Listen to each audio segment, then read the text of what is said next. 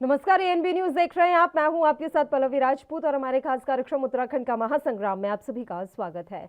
उत्तराखंड में विधानसभा चुनाव में बीजेपी कांग्रेस दोनों ही पार्टियां भीतरघात का शिकार हुई हैं, लेकिन कार्यवाही अब तक भी किसी पर नहीं की गई। हाल फिलहाल में कांग्रेस ने अपना नेता प्रतिपक्ष और प्रदेश अध्यक्ष के अलावा उपनेता प्रतिपक्ष घोषित कर दिया है और कांग्रेस ने पुराने पदाधिकारियों को कोई दायित्व नहीं दिया है, जिससे प्रीतम सिंह नाराज हैं। प्रीतम पर गुटबाजी के आरोप भी लगाए गए। प्रीतम सिंह ने कहा कि अगर गुटबाजी का कोई आरोप या षड्यंत्र उन पर साबित हो जाता है तो वह अपने विधायक पद से इस्तीफा दे देंगे। दूसरी तरफ बीजेपी की भी यही तैयारी है। बीजेपी भी भीतरघाती नेताओं को पार्टी से पदमुक्त करने का विचार कर रही है।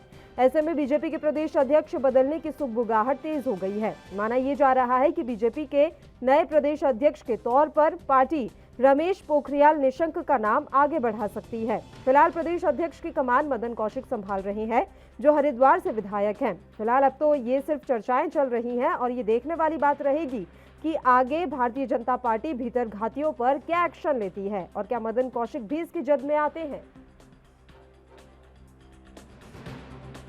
तो बड़ा स्पष्ट करना चाहता हूँ।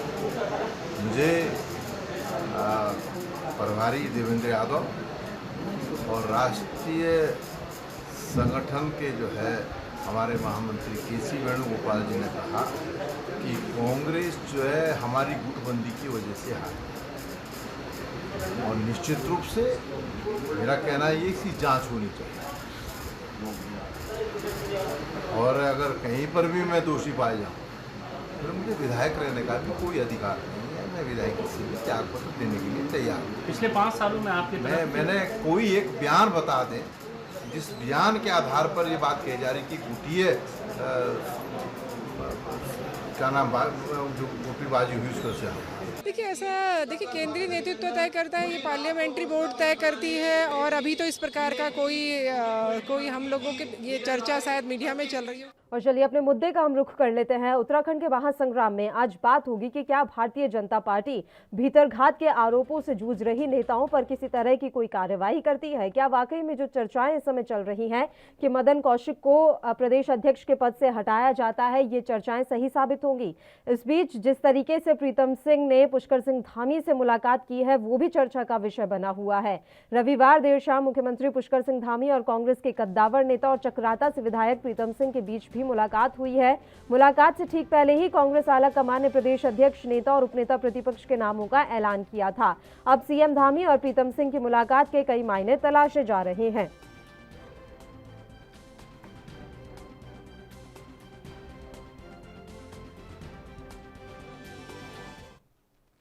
इस मसले पर चर्चा की शुरुआत कर लेते हैं। फिलहाल 2 मेहमान हमारे साथ जुड़े हुए हैं। मेहमानों से आपका परिचय करवा देते हैं। सूरज सिंह नेगी जी इस समय हमारे साथ जुड़ गए हैं, प्रदेश प्रवक्ता हैं कांग्रेस पार्टी से, और दिनेश शक्ति जी इस समय हमारे साथ जुड़े हुए हैं वरिष्ठ पत्रकार के तौर पर। थोड़ी ही देर में भारतीय जनता पार्टी के प्रदेश प्रवक्ता भी हमारे साथ चर्चा में शामिल होंगे।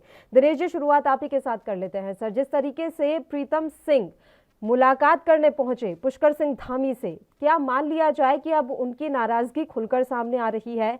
इसे कोई बहुत बड़े राजनीतिक घटनाक्रम के तौर पर देखा जाए? दिनेश जी। जी सर। आपको मालूम होगा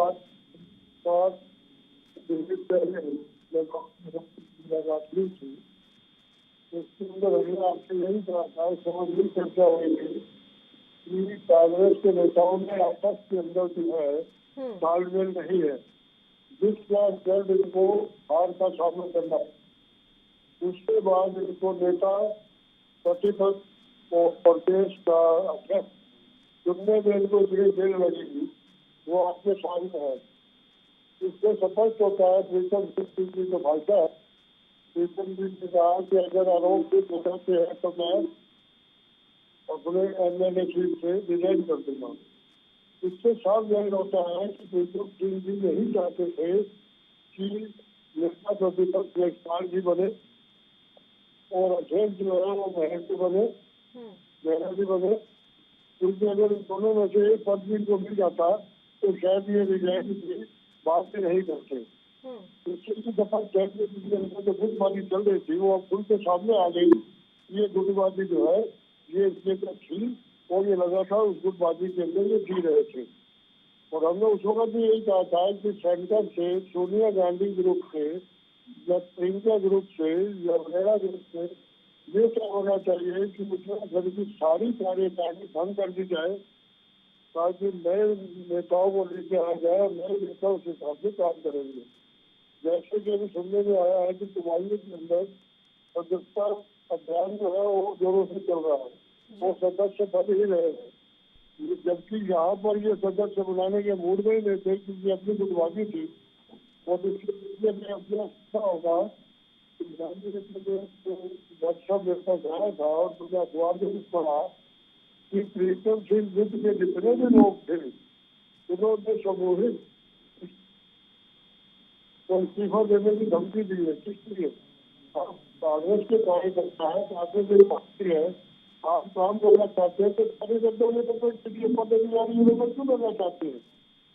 क्योंकि जो पैसे की गंगा बात हुई मोदी को सबको मालूम है।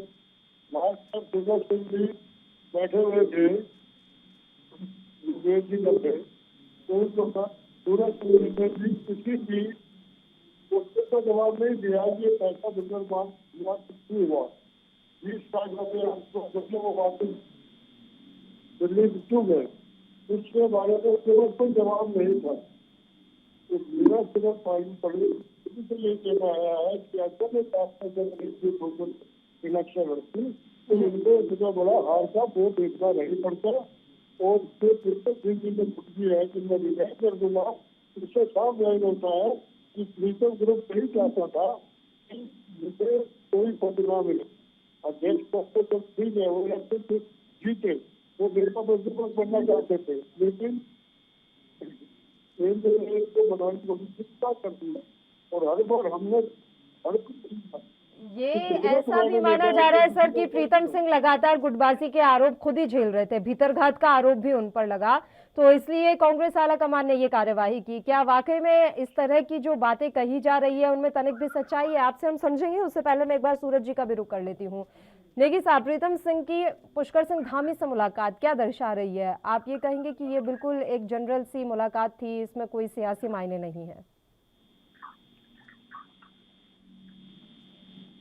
जहाँ तक प्रीतम सिंह जी का धामी जी से मुलाकात का समय है, तो वो एक संयोग है कि जैसे प्रीतम सिंह जी ने स्पष्ट किया कि वो सुबह ही अपने क्षेत्र के कुछ मुद्दों को लेकर जो है मुख्यमंत्री जी से उन्होंने समय मांगा था जी, और शाम को जो है मुख्यमंत्री जी ने उनको समय दिया और उसी दौरान जो है पार्टी हाईकमान का जो प्रदेश अध्यक्ष और नेता प्रतिपक्ष उप नेता प्रतिपक्ष का जो फैसला है वो भी सामने आया। तो ये एक संयोग मात्र है, इसमें इससे जोड़कर इसको नहीं देखा जा सकता। और जहां तक सवाल प्रीतम सिंह जी की नाराजगी का है, प्रीतम सिंह जी की नाराजगी न तो नेता प्रतिपक्ष को लेकर है, न प्रदेश अध्यक्ष को लेकर है, न उपनेता प्रतिपक्ष को लेकर है। नाराजगी केवल बात से है कि जो राष्ट्रीय महासचिव है संगठन वेणुगोपाल जी और प्रदेश प्रभारी देवेंद्र यादव जी ने ये कहा है उनसे कि पार्टी जो है गुटबाजी के कारण हारी है और उसके लिए प्रीतम सिंह जी भी दोषी हैं। तो उनका कहना यह है कि इस बात की जांच होनी चाहिए। जब माननीय गांधी जी तत्कालीन राष्ट्रीय अध्यक्ष राहुल गांधी जी ने उनको प्रदेश अध्यक्ष की जिम्मेदारी सौंपी थी, तो 4.5 साल तक उन्होंने प्रदेश अध्यक्ष के दायित्व का निर्वहन किया और उनका कहना है कि इस दौरान कोई बयान, कोई ऐसा कार्य उनके द्वारा किया गया हो जिससे ये आभास होता हो कि उन्होंने गुटबाजी की है या किसी सरकार किसी संगठन के खिलाफ या संगठन के किसी व्यक्ति के खिलाफ कभी टिप्पणियां की हो सार्वजनिक रूप से। तो ऐसा अगर कहीं पर वो है और अगर उन्होंने किसी प्रत्याशी को इस चुनाव में 2022 के चुनाव में किसी को हराने का काम किया हो, पार्टी विरोधी ऐसा कोई काम किया हो, तो निश्चित तौर पर उसकी जांच होनी चाहिए और जांच में अगर वो दोषी पाए जाते हैं तो उन्होंने यहाँ तक कह दिया कि मैं इस्तीफा देने तक को तैयार हूं अपने क्षेत्र से। जो है अगर मैं इस बात का दोषी हूं तो निश्चित तौर पर मुझे विधायक रहने का भी कोई अधिकार नहीं है। और निश्चित तौर पर अगर ये कहा उन्होंने तो ये उन्होंने अपनी बात रखी है और हाईकमान को इसका संज्ञान लेना चाहिए। ठीक है, सुशील त्यागी जी भी इस समय हमारे साथ जुड़ गए हैं, भारतीय जनता पार्टी के प्रदेश प्रवक्ता हैं। सुशील जी, स्वागत है आपका एएनबी न्यूज पर। मेरी आवाज मिल रही है सर आपको? आवाज कम आ रही है प्रदेश की आपकी। ठीक है सर, अभी मैं आपसे ये जानना चाह रही हूँ कि इस तरह की खबरें हैं कि मदन कौशिक को भी प्रदेश अध्यक्ष के पद से हटाया जा सकता है और किसी और को ये पद दिया जा सकता है। देखिए पल्लवी जी, ये मीडिया का एक समूह है जो इस तरह की न्यूज को जो है समय समय पर करता रहता है। भारतीय जनता पार्टी में मदन कौशिक जी इस समय प्रदेश के माननीय अध्यक्ष और उन्हीं के नेतृत्व में भारतीय जनता पार्टी का संगठन चल रहा है। हमारे यहाँ कोई न चर्चा है न कोई ऐसा खबरों निराधार है और अपोष खबरें। आने वाले वक्त के लिए क्या योजना है सर? यानी कि इस तरह का कोई भी बदलाव नहीं होगा, अब जो हो गया है, जितना बदलाव होना था उतना हो चुका, आने वाले समय में कोई फेरबदल नहीं होगा।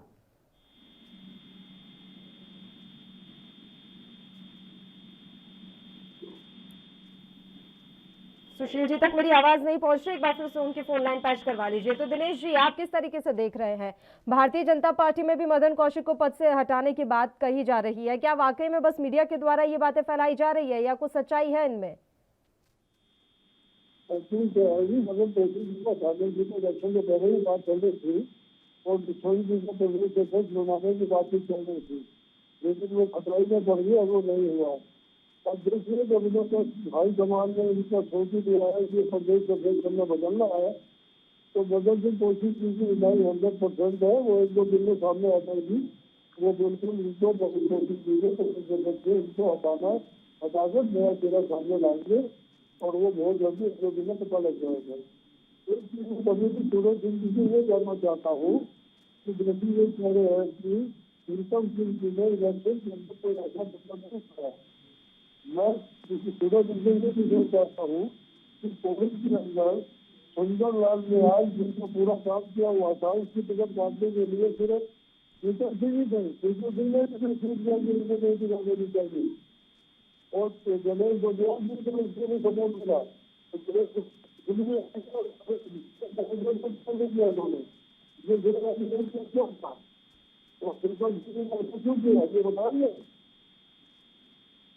चलिए ठीक है सर, चर्चा जारी रखेंगे, उससे पहले बस एक छोटे से ब्रेक के लिए हम यहाँ रुक रहे हैं, जल्द हाजिर होंगे।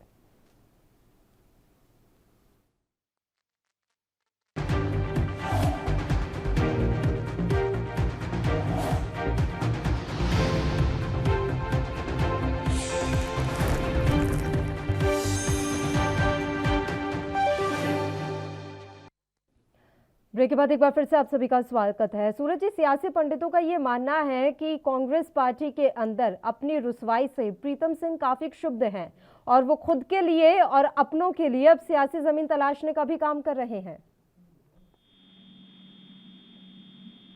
ऐसा कुछ नहीं है।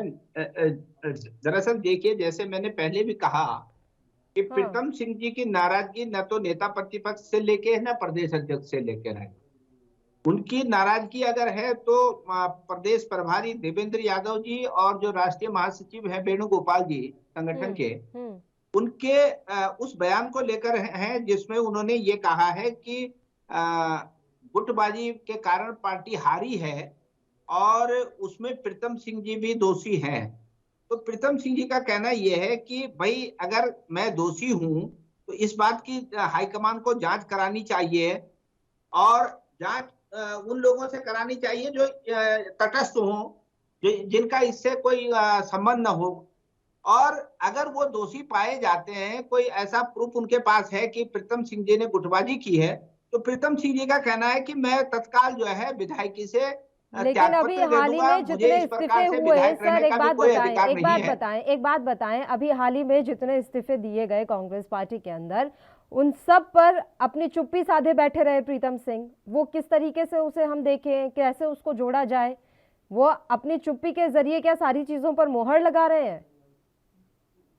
जी नहीं, देखिए ऐसा है कि जो इस्तीफे हुए हैं, दरअसल हाईकमान ने जिन लोगों को जिम्मेदारी दी और उन्होंने यहाँ की जो जो रूपरेखा प्रस्तुत की, जिस प्रकार से जो है नेता प्रतिपक्ष से लेके और प्रदेश अध्यक्ष से लेके उपनेता तक 2 लोकसभा क्षेत्रों तक सीमित कर दिए गए, क्षेत्र विशेष का ध्यान नहीं रखा गया, तो ऐसे में जो है कार्यकर्ताओं की नाराजगी है, तो उसमें प्रीतम सिंह जी का क्या दोष है?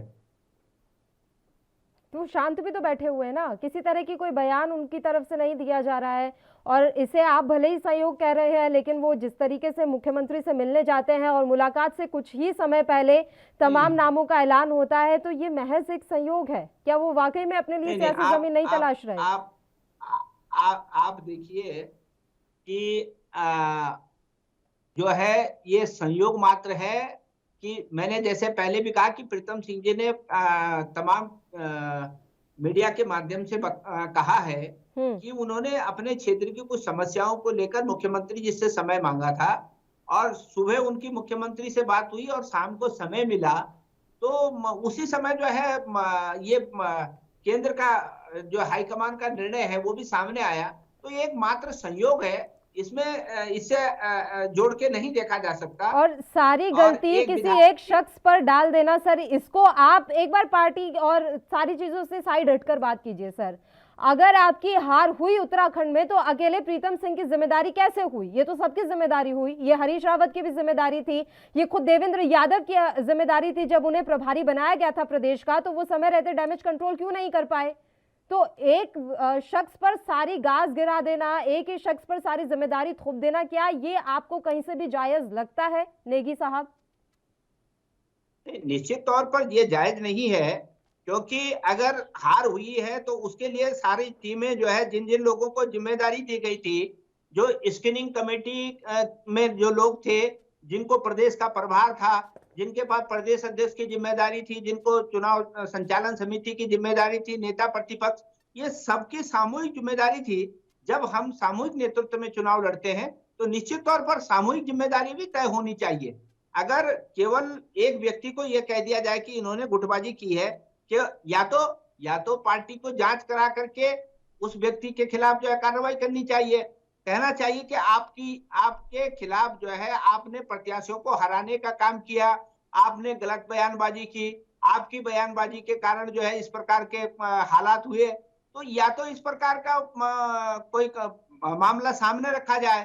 अब आप केवल दोषारोपित कर दो कि नहीं आपकी वजह से हारी है और आपने गुटबाजी की है, तो निश्चित तौर पर जो है जो व्यक्ति हमेशा से जो है कांग्रेस का निष्ठावान कार्यकर्ता की तरह, जिस व्यक्ति ने काम किया हो, कांग्रेस के प्रति निष्ठावान रहा हो और संगठन को सर्वोपरि मान करके व्यक्तिवादी संगठन न बना के कांग्रेस का संगठन बनाया है और संगठन चलाया है, निश्चित तौर पर उनकी भावनाएं आहत हुई हैं इस प्रकरण से। चलिए सुशील जी, मदन कौशिक पर भी आरोप लगे गुटबाजी के। ठीक है, लौट रही हूँ नेगी साहब आपके पास, एक बार सुशील जी का भी रिएक्शन ले लेते हैं। सुशील जी, मदन कौशिक पर भी गुटबाजी के आरोप लगे, भीतरघात के आरोप लगे, कुछ चीजें आपके यहाँ से भी सामने आई थी, ऑडियो तक वायरल हुए थे, सारा डैमेज कंट्रोल कर चुकी है बीजेपी?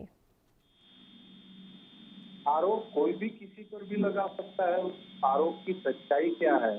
भारतीय जनता पार्टी ने अपनी जो 23 सीट थे उन पर समीक्षा हमारे अधिकारी गए थे, उनकी रिपोर्ट तैयार है और बाकी जो सब चीजें हैं वो सामने आएंगी। उसमें जो चीज है पार्टी उस पर अपना निर्णय करेगी, लेकिन कोई किसी पर आरोप लगा देना वो आसान काम।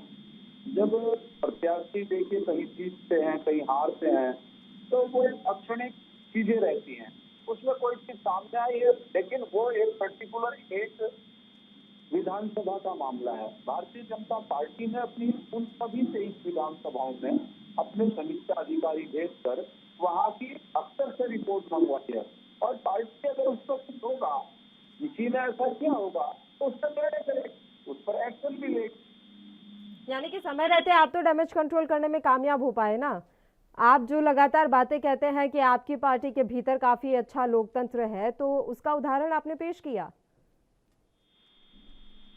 देखिए बहुत सारी चीजें चुनाव के बाद चाहे कोई पार्टी जीतती है या हारती है, पल्लवी जी, ये सब चीजें रहती है, लेकिन ऐसा नहीं है कि कोई किसी पर कुछ भी बोल दे, आरोप लगा दे। अगर नीचे आरोप हुआ तो एक्शन उसके ऊपर भी होगा सार्वजनिक रूप से। लेकिन ऐसा है कि हमारे जो जांच अधिकारी गए थे विधानसभा में, वो अपनी रिपोर्ट तैयार कर रहे हैं और उस रिपोर्ट के आधार पर आगे पार्टी निर्णय लेने वाली। प्रीतम सिंह की मुलाकात पर आपकी क्या प्रतिक्रिया है सर? धामी जी से जो मुलाकात की प्रीतम सिंह ने, वो वाकई में विकास कार्यों को लेकर हुई थी या फिर वो अपनी सियासत को लेकर भी कुछ बातचीत करने के लिए पहुंचे थे? उत्तराखंड विधानसभा के एक विपक्ष के विधायक एक शिष्टाचार के नाते माननीय मुख्यमंत्री जी से मिले। मेरा इसमें यही कहना चाहता है कि एक विधायक जो है उनका माननीय मुख्यमंत्री जी से मिलने का एक सामान्य शिष्टाचार कारण था। इसमें राजनीतिक दृष्टिकोण से मैं नहीं मानता कि कुछ है। एक चीज है नेगी जी, क्या आपको ऐसा लगता है कि वाकई में कुछ चीजें भारतीय जनता पार्टी से सीखने की हैं? जैसे अगर हार होती है तो वो सामूहिक हार होती है, वो जीत होती है तो सामूहिक जीत होती है, और बयानबाजी का दौर उतना तेज नहीं हो पाता जितना आपकी पार्टी में या अन्य पार्टियों में देखने को मिल जाता है। और आपके तो एक विधायक ने कहा भी था कि हमें बीजेपी से ये सब सीखना चाहिए।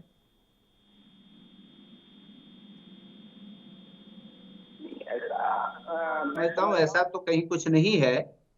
निश्चित तौर पर कुछ कमियां हैं जिनको दुरुस्त किया जाना जरूरी है, और पार्टी अगर समय रहते इस पर ध्यान देगी, इस पर विचार करेगी तो निश्चित तौर पर जो है पार्टी के हित में होगा। फिर भी मैं आपकी टिप्पणी चाहती हूँ सर, क्या आप उनके यहाँ पर आंतरिक लोकतंत्र देख पाते हैं?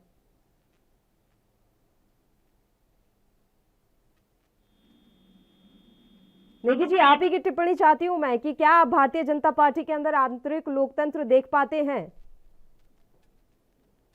नहीं नहीं, देखिए जहां तक भारतीय जनता पार्टी का प्रश्न है, भारतीय जनता पार्टी में आंतरिक लोकतंत्र मुझे तो कहीं से दिखाई नहीं देता है। वहां पर संगठन है और संगठन के हिसाब से जो है लोग चलते हैं। वहां पर व्यक्ति को इतनी अपने विचार रखने की इतनी आजादी नहीं है। वहां अनुशासन का डंडा चलता है और उस अनुशासन के डंडे के आगे जो है कोई अपनी बात खुलकर नहीं रख पाता। हाँ, कांग्रेस में जो है इस प्रकार से जो है अनुशासन का अभाव जरूर दिखने को मिलता है, और वहां आंतरिक लोकतंत्र जो है कुछ हद से ज्यादा है। सुशील जी, आपका रिएक्शन? आपके यहाँ आंतरिक लोकतंत्र हद से ज्यादा है, लोगों को बोलने की आजादी नहीं देते हैं आप? तो मेरा इसमें नेगी जी ये कहना है, आपके यहाँ कैसा लोकतंत्र है कि सड़क पर आकर पार्टी कार्यालय अपने महामंत्री को सार्वजनिक रूप से तमाचे मारते हैं, आप इसको लोकतंत्र कहते हैं? क्या ये लोकतंत्र है कि सड़कों पर आकर प्रीतम सिंह जी पार्टी के संगठन महामंत्री और प्रभारी पर आरोप लगाते हैं? क्या कांग्रेस का लोकतंत्र? हरीश रावत जी मगरमच्छ कहते हैं प्रदेश के प्रभारी को, यह है कांग्रेस का लोकतंत्र? मेरा आपसे कहना यह है कि भारतीय जनता पार्टी सबको सब बात रखने का अधिकार है, लेकिन उसका अपना उचित प्लेटफॉर्म है। वही व्यक्ति अपनी बात रख सकता है। जो चीजें उसके मन में है, जो दिक्कतें हैं, पार्टी उनका समाधान करती है। लेकिन सड़क पर सार्वजनिक रूप से जैसे आपके यहाँ होता है, भारतीय जनता पार्टी कदापि न इसको बर्दाश्त करती है और न ऐसा पार्टी का प्रचलन। चलिए, इसका जवाब लेंगे हम नेगी साहब से। उससे पहले बस एक छोटे से ब्रेक के लिए यहाँ रुक रहे हैं, जल्द हाजिर होंगे।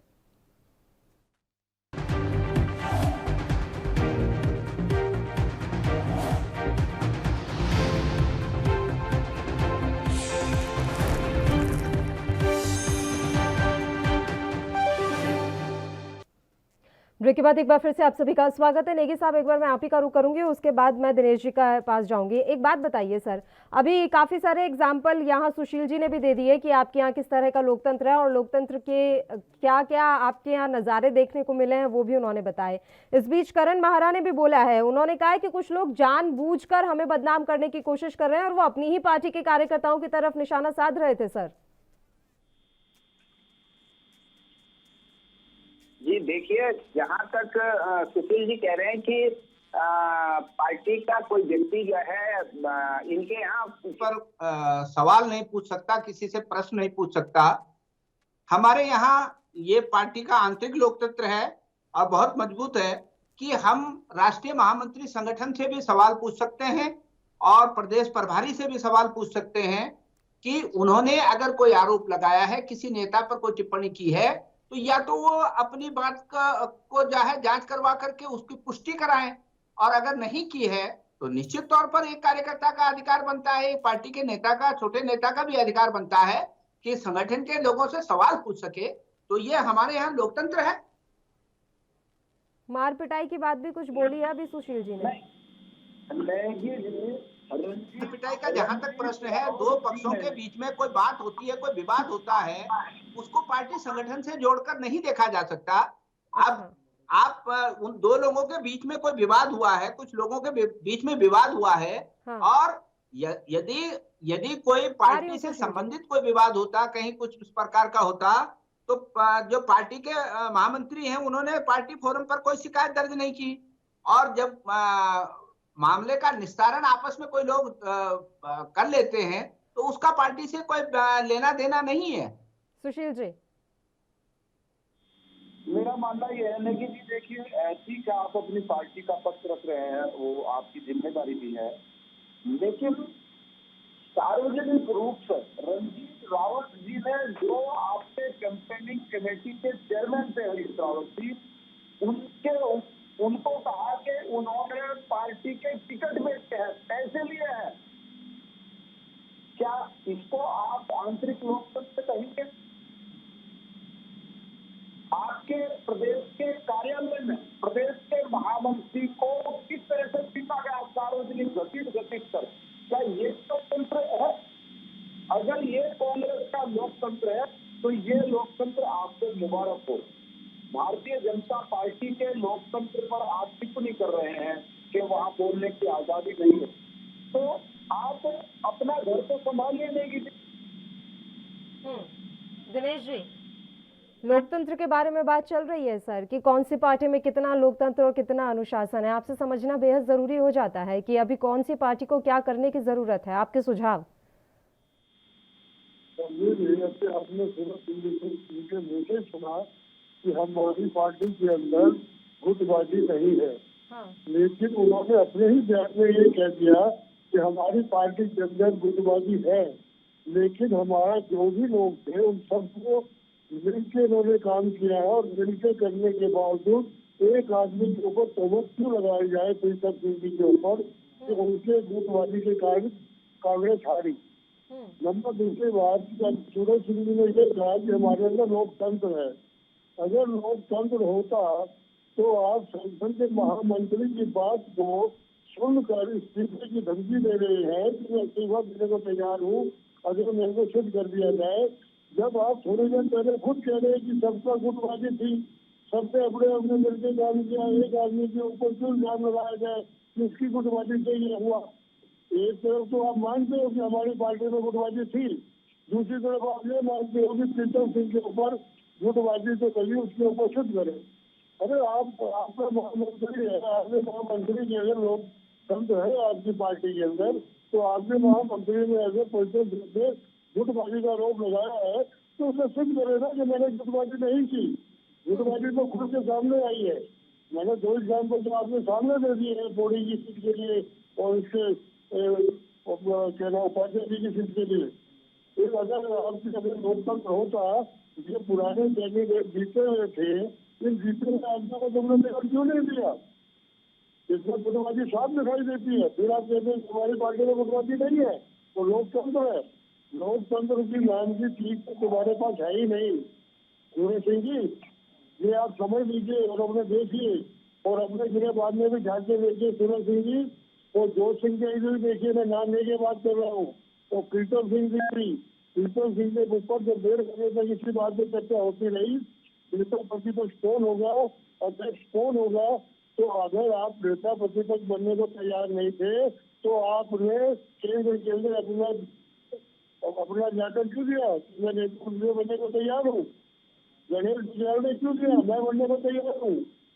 जब आप दोनों को दूसरी जगह नहीं रखा गया या हरीश रावत जी को कहीं नहीं बनाया गया, तो आपने उसका दूसरा एम रह गया कि हम रिजाइन करें, उसे गुटबाजी नहीं की। गुटबाजी तो चारों ने की है, रणदीप सिंह यादव जी ने भी की, रावत जी ने भी की, हरीश रावत जी ने भी की, प्रीतम सिंह ने भी की, बिहार ने भी की। चारों पार्टियों को देते आपके सीधे नेता तो सबने गुटबाजी मिलकर की। और आपके रणदीप सिंह रावत जी ने तो क्लियर वर्डों में कहा कि हरीश सिंह रावत ने खुलेआम पैसे लेकर पैसे मांगकर सब उन्होंने कितने बांटी। इसके बाद भी आपने कहा कि गुटबाजी हमारे यहाँ नहीं हुआ। अगर ऐसी बात थी तो प्रीतम सिंह क्यों नहीं बोले? आज वो अपने उनको नेता पति को इसका पद नहीं मिला तो वो रिजाइन करने को तैयार है कि मुझे सिद्ध कर दीजिए कि मैंने गुटबाजी क्यों नहीं की। अगर आपके महामंत्री ने ये इल्जाम आपने लगाया है तो वो उसने भी समझ के लगाया होगा। अब आप उन्होंने नहीं कहा होगा कि आपने गुटबाजी की है। और ये आप सूरज सिंह जी ने भी कहा कि हाँ हमारे यहाँ ये हुआ है। सर, करण महारा कह रहे हैं कि कुछ लोग जानबूझकर गढ़वाल और कुमाऊं के झगड़े को बढ़ाने का प्रयास कर रहे हैं। करण महारा का ये बयान है। मेहरा जी का बयान है तो उन्होंने भी कुछ देखा होगा तभी तो बोल रहे हैं। वो जो बयान दे रहे हैं वो तो बयान इसको दे रहे कि अध्यक्ष हो गए, ठीक है। और जिसकी ये मुखालत कर रहे हैं प्रीतम सिंह जी, वही इनके जो जहर भरा हुआ है वो सामने निकल के आ रहा है। और सूरज सिंह जी उनको बचाने के साथ फंसा भी रहे हैं साथ के साथ कि हाँ हमारे यहाँ लोकतंत्र जो है वो है, लेकिन लोकतंत्र नाम की चीज नहीं है। सूरज सिंह नेगी जी, ये देखिए, मैं बीच में पूरी बात सही ढंग से त्रिखा जी की नहीं सुन पाया। जहां तक प्रश्न है कि अगर एक आदमी को ये कहा जाए कि आपने गुटबाजी की है तो निश्चित तौर पर आप रणजीत रावत जी की गुटबाजी की या दूसरे नेताओं की गुटबाजी की या उनके बयानों को प्रीतम सिंह जी से जोड़कर अगर देखेंगे तो निश्चित तौर पर प्रीतम सिंह जी के साथ न्याय नहीं होगा। नहीं,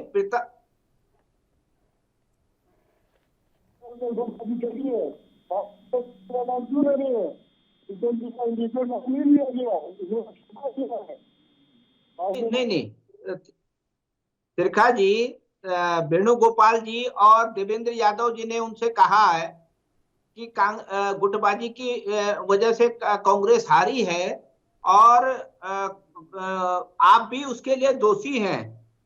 तो अगर किसी व्यक्ति पर कोई चार्ज लगाया जाता है और उसके लिए फिर प्रूफ तो देना पड़ेगा ना कि हाँ आपने गुटबाजी किस किस रूप में की है, तो उनको जांच करानी चाहिए और बताना चाहिए कि ये आपकी थी। तो उन्हें जो हर पद से हटा दिया गया है प्रीतम सिंह को, एक तो कहाँ चुनाव से पहले ये चर्चाएं थी कि हरीश रावत या प्रीतम सिंह में से किसी एक को मुख्यमंत्री बनाया जा सकता है। जब चुनाव के नतीजे आए तो अब किसी भी पद पर नहीं है प्रीतम सिंह, तो ये क्यों किया गया सर ऐसा? चलिए अच्छा है, आप नए लोगों को मौका दे रहे हैं, बहुत अच्छी बात है, लेकिन एक वरिष्ठ नेता के साथ क्या इस तरह का व्यवहार आपको ठीक लगता है?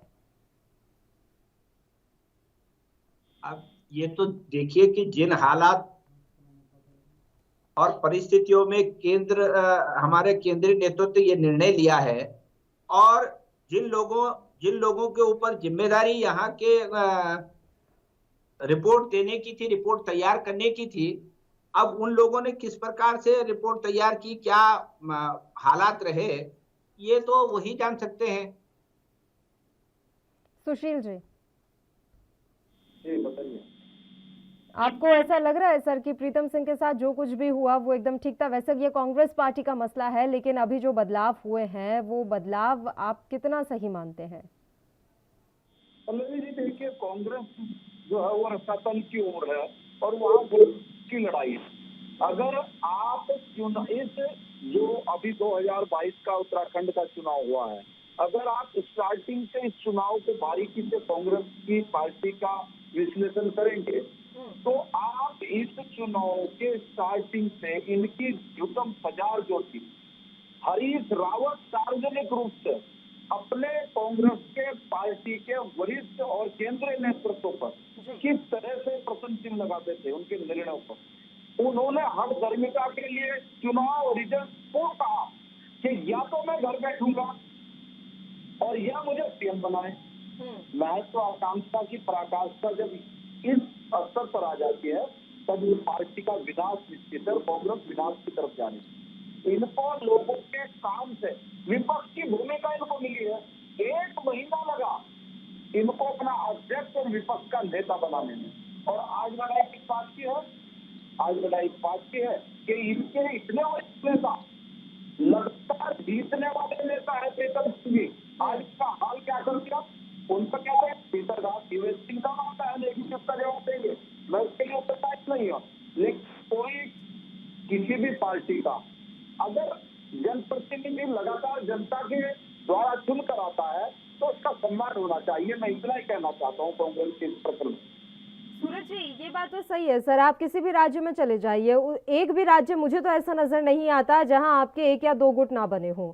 हर जगह इस तरह की गुटबाजी भारी पड़ रही है। क्या कांग्रेस आला कमान की तरफ से ध्यान नहीं दिया जा रहा? हालांकि दिल्ली में अब कसरत होना शुरू हो गई है, अलग अलग राज्यों की बैठकें भी बुलाई जा रही हैं, लेकिन ये तो समय रहते कर लिया जाना चाहिए था ना, चाहे वो उत्तराखंड का ही मसला क्यों ना रहा हो।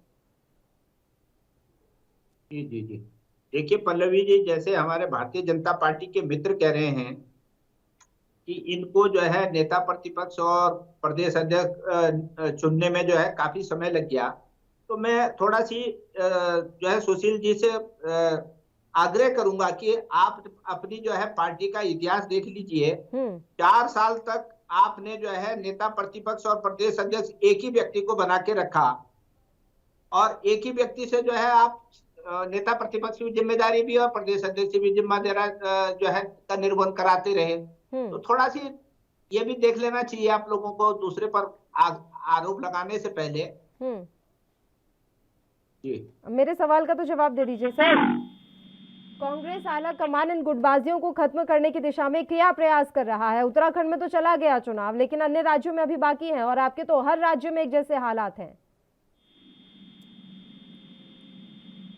निश्चित तौर पर गुटबाजी पर जो है अंकुश लगाया जाना चाहिए। गुटबाजी पार्टी के हित में नहीं है और न राष्ट्र के हित में है, क्योंकि कांग्रेस पार्टी जो है देश में प्रमुख विपक्षी दल है, और निश्चित तौर पर कांग्रेस का कमजोर होना देश को निश्चित तौर पर कमजोर करेगा, क्योंकि अगर विपक्ष मजबूत नहीं होगा तो सत्ता रूपी जो गाड़ी है वो उसका एक्सीलेटर काम करता रहेगा, तो गाड़ी एक्सीडेंट कर जाएगी।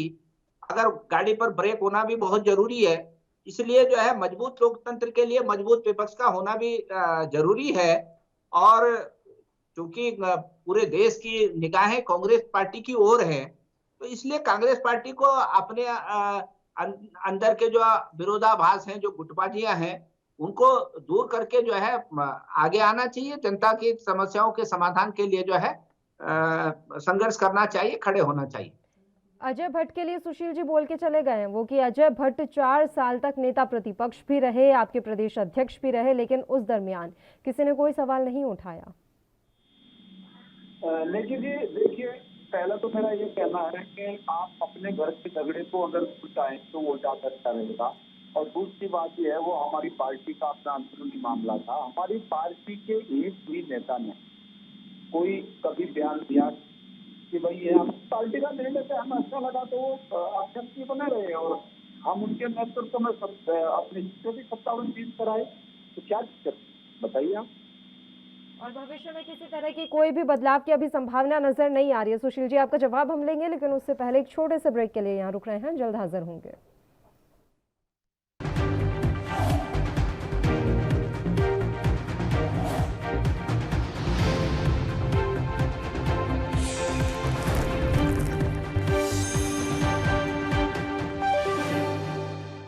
के बाद एक बार फिर से आप सभी का स्वागत। एक बार फिर से हम चर्चा की शुरुआत कर लेते हैं। सुशील जी, मेरा सवाल आपसे यही था कि अभी निकट भविष्य में किसी तरह के बदलाव की संभावना नहीं है भारतीय जनता पार्टी के संगठन में? नहीं, भारतीय जनता पार्टी की उत्तराखंड की जनता के आशीर्वाद से दूसरी बार इस राज्य में सरकार आई है, और हमने जो वादे किए थे जनता से उनको पूरा करने के लिए भारतीय जनता पार्टी के यशस्वी मुख्यमंत्री लगे हैं। अपने पार्टी के यशस्वी प्रदेश अध्यक्ष और हमारे पार्टी के नेताओं ने हमने जो घोषणा पत्र में वादे किए थे वो माननीय मुख्यमंत्री जी को दिए हैं। इसलिए जिन दो नेताओं के नेतृत्व में उत्तराखंड भारतीय जनता पार्टी ने चुनाव लड़ा था, संगठन के रूप में माननीय मदन कौशिक जी और सरकार के नेता के रूप में माननीय पुष्कर सिंह धामी जी, उन दोनों नेताओं ने अपने अपने पदों को बखूबी निर्वहन कर रहे हैं और भारतीय जनता पार्टी लोगों के आशा और आकांक्षाओं को पूरा करने में लगी। दिनेश जी, अब यहाँ पर सवाल ये है कि अगर इसी तरीके से आपसी परेशानियों और आपसी गुटबाजी से कांग्रेस पार्टी जूझती रहेगी तो क्या उत्तराखंड में एक मजबूत विपक्ष बनकर उभर पाएगी? आपने जो सुना एक तरफ तो वो कहते हैं कि हमारा गुटबाजी नहीं है, लोकतंत्र है। दूसरी तरफ कहते हैं कि हाँ गुटबाजी है, उनको करना चाहिए, गुटबाजी को दूर करना चाहिए और गुटबाजी को तरीके से काम ना कर, गुटबाजी ना करके तरीके से काम करना चाहिए। दूसरी तरफ ये कहते हैं कि हमारे यहाँ गुटबाजी नहीं है। प्रीतम सिंह जी के ऊपर जो बात की है उन्होंने कह दिया है, तो ये बात हम शुरू से कहते आए हैं। कल आपको भी पता होगा, 5वां टाइम है ये मेरा, मैंने हर बार ये कहा कि कांग्रेस को जब तक अपनी गुटबाजी नहीं छोड़ेगी तब तक इनका इसी तरीके से बुरा हाल होता रहेगा और एक दूसरे के ऊपर ये तुमने छोड़ते रहेंगे और हर एक को सफाई देने की जरूरत पड़ेगी। अभी मैं आपको लेकर, लेकिन होंगी कैसे? बड़ा सवाल तो यही है। क्या कांग्रेस पार्टी नहीं चाहती होगी कि उनकी आपस में अगर जो भी गुटबाजी या परेशानियां चल रही हैं वो खत्म हो, लेकिन सवाल ये है कि ये होगी कैसे खत्म? वो वही कारण है ना कि हर आदमी अपने आप को बनाने को समझता है। वो मैं आपको बताने जा रहा हूँ कि 3 दिन पहले जिस वक्त विधायक का इस्तीफा देने की बात कर रहे थे और जिस पर राजा जी को नेता विपक्ष बनाया गया था, उस वक्त कांग्रेस भवन के अंदर और कंपनी के अंदर भारतीय जनता लेकिन देखने का मतलब है कि वहाँ पर कोशिश की हर जो कार्यकर्ता था हर एक दिन का वो अपने अपने तरीके से विपक्ष की बुराई कर रहा था। विपक्ष में जुट वाला हरीश रावत की बुराई कर रहा था, हरीश रावत के जुट वाला बंदा अपने उनके चेहरे की बुराई कर रहा था, रणजीत सिंह रावत जी की। और सारे जो है वो बंद करके दबी जवान से गणेश विद्याल की बुराई कर रहा था।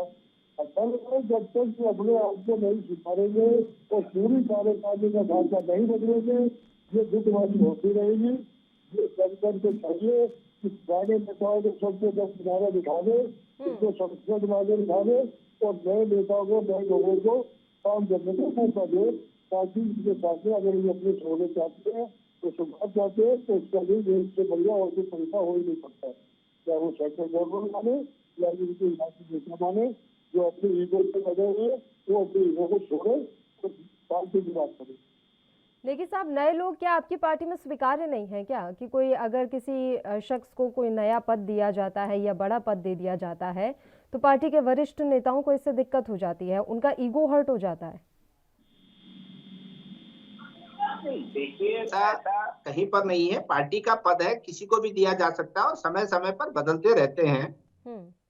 परंतु जहां तक प्रीतम सिंह जी की नाराजगी है और जो उन्होंने तमाम समाचार चैनलों के माध्यम से और जो सार्वजनिक बात की है, वो केवल इस बात से आहत हैं कि उन पर जो है गुटबाजी का आरोप लगाया गया है और उनका कहना यही है कि गुटबाजी को हाईकमान को जो है जांच करानी चाहिए कि उनके स्तर पे कहाँ गुटबाजी है और ये उनको बताया जाना चाहिए कि आपने गुटबाजी में क्या क्या किया, आपने किन किन कैंडिडेटों को हराने का काम किया, कहाँ पर आपने पार्टी के खिलाफ बयान दिया, कहाँ पर आपने किसी पार्टी के वरिष्ठ नेता के खिलाफ में बयान दिया।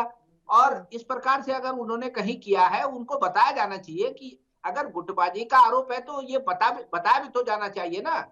अब मुझे अगर ये कह दिया जाए कि आप पर जो है हत्या का आरोप है तो किसकी हत्या हमने की है ये भी तो बताया जाना चाहिए।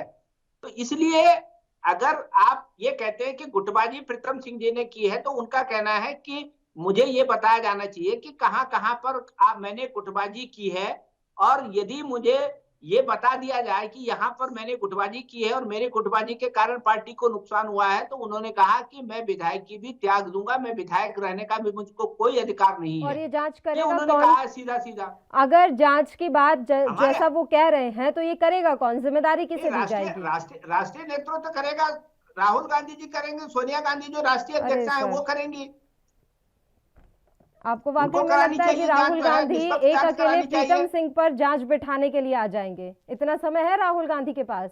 उनसे नेता मिलने जाते हैं तब तो वो अपने कुत्तों को बिस्किट खिलाते हुए नजर आते हैं, और आपको लगता है कि वो प्रीतम सिंह पर जांच करने के लिए बड़े शौक से आएंगे?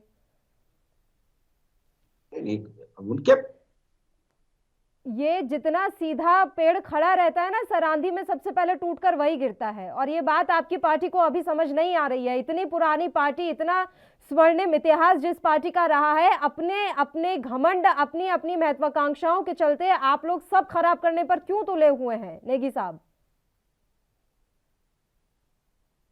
अभी सिंधु और तुरंतु में बार बार कहते हैं, इसका मतलब है खुद जानते कि हम पार्टी का क्या हाल है।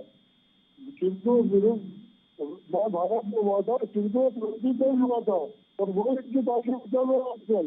ये सिंधु तुरंतों के चक्कर में पार्टी का अपना गलत चल रही है, और अपनी फुटबाजी में नहीं करेंगे, और उनका हमारे अंदर रोड फुटपाथी फैक्ट्री करना शुरू करेगी। सब्जी के चलने में फुटबाजी को कम कर रहा है, झंडे थोड़ा कर रहा है।